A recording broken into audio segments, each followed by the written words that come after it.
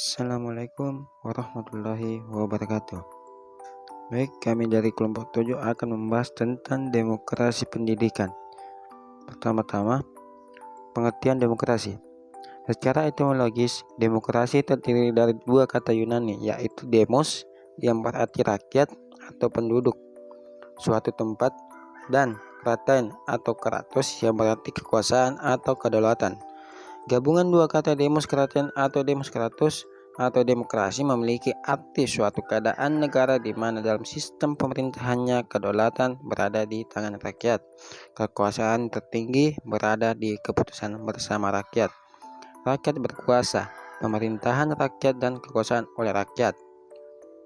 Menurut para ahli, pertama, Joseph A. Schumpeter mengatakan demokrasi merupakan suatu perencanaan institusional untuk mencapai keputusan politik di mana individu-individu memperoleh kekuasaan untuk memutuskan cara perjuangan kompetitif atas suara rakyat. 2. Sidney Hope berpendapat demokrasi adalah bentuk pemerintahan di mana keputusan-keputusan pemerintah yang penting secara langsung atau tidak langsung didasarkan pada kesempatan mayoritas yang diberikan secara bebas dari rakyat dewasa. Istilah pendidikan asal katanya adalah didik, yang apabila diberi imbuhan menjadi mendidik, yang artinya memelihara, memberi latihan, tuntunan, pengajaran, dan pimpinan mengenai akhlak dan kecerdasan intelektual. Pendidikan adalah proses mendidik, yaitu proses pengubahan sikap dan tingkah laku seorang individu atau kelompok melalui pemberian latihan, tuntunan, pimpinan, dan ajaran dalam usaha mendewasakan manusia.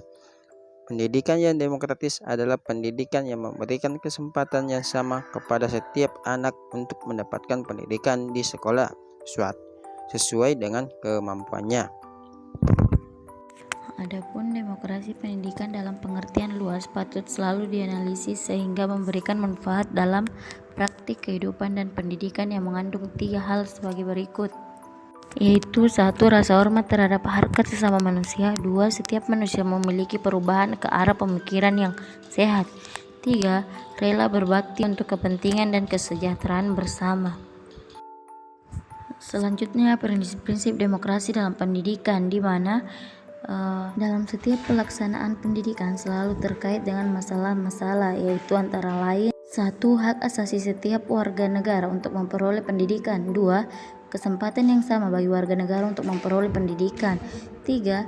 Hak dan kesempatan atas dasar kemampuan mereka. Adapun pengertian demokrasi pendidikan kelompok, yaitu secara sosiologis istilah kelompok mempunyai pengertian sebagai suatu kumpulan dari orang-orang yang mempunyai hubungan dan berinteraksi di mana dapat mengakibatkan tumbuhnya perasaan bersama.